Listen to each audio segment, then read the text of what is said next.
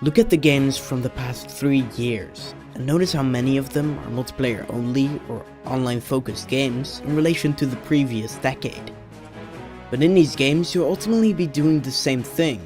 You kill other players, humans, zombies, aliens, robots, skeletons, titans, pirates and superhumans. Till the match ends you repeat the same cycle over again. It doesn't matter if you're a noob, casual or pro. Doesn't matter if you're playing Call of Duty, Halo, or Fortnite. Doesn't matter if you're blindly rushing, playing defensively, or both.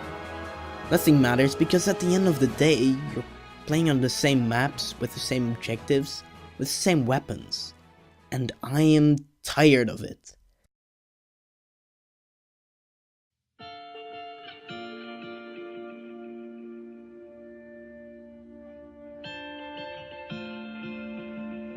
There has been a lot of talk about how single-player experiences are supposedly dying.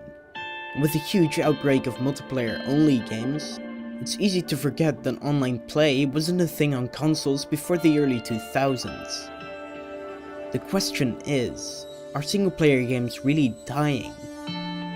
The simple answer is no. No, single-player games aren't dying. What they are doing is declining. The generation of the PS3, 360 and Wii was a time where single player and multiplayer existed in the same games, because just like the generation before, every game with an online mode was still expected to have a single player campaign. Of course I could play the latest Halo game with a buddy online, but I could also play it on my own and immerse myself in a story. But at the beginning of this generation, publishers had noticed the confidentiality and profitability that multiplayer games provide. Grand Theft Auto 5, Destiny and World of Warcraft hadn't gone unnoticed by companies. But although God of War and Horizon Zero Dawn have showed them that single-player games can be profitable, why haven't publishers like EA and Activision created any single-player experiences in the last decade?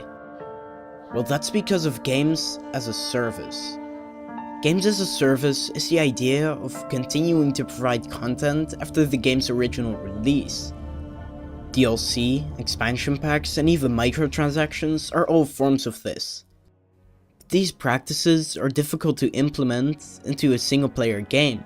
Every game studio with some talent can create a shitty multiplayer infested with microtransactions and make millions of dollars.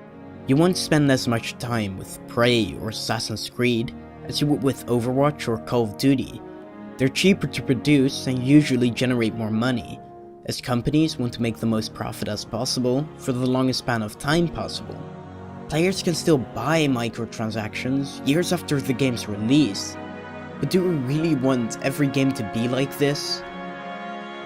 I think there are a lot of gamers, myself included, who would be satisfied with a single-player only game.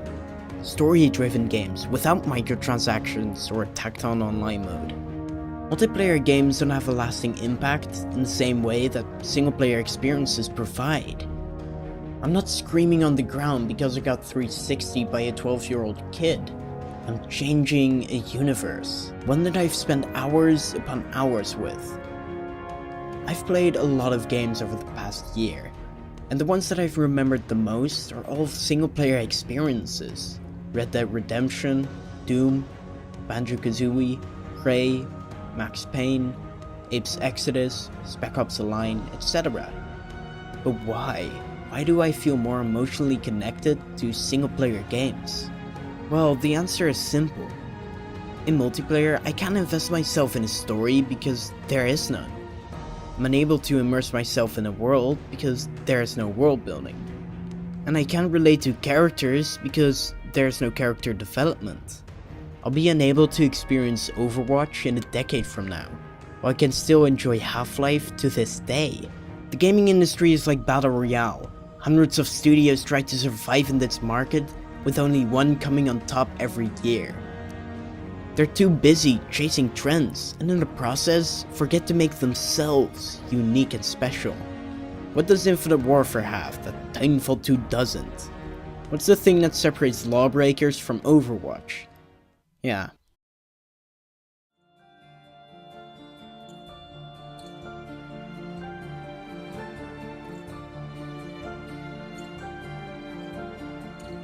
I defended multiplayer games until Black Ops 4's reveal. I agree with people that multiplayer sucked the life out of couch co-op and single player, but at least those games had the passion and heart behind them to be somewhat fun.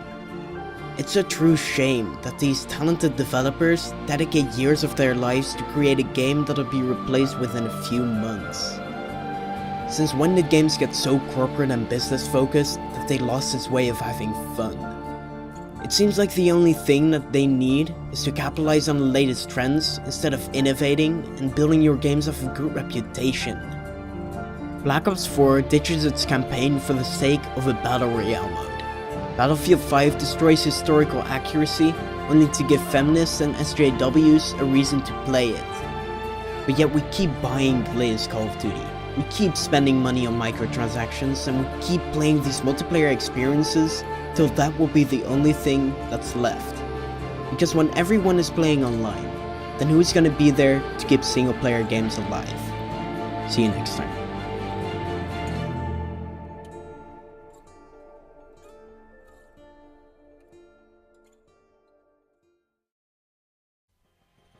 Thank you to everyone who subscribed to my channel after the last video. I'm sorry this one took a little longer than expected, but I'll be uploading more regularly in the future.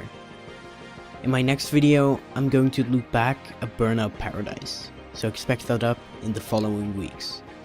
I'm Halo's Oddworld, and wish you a fantastic day.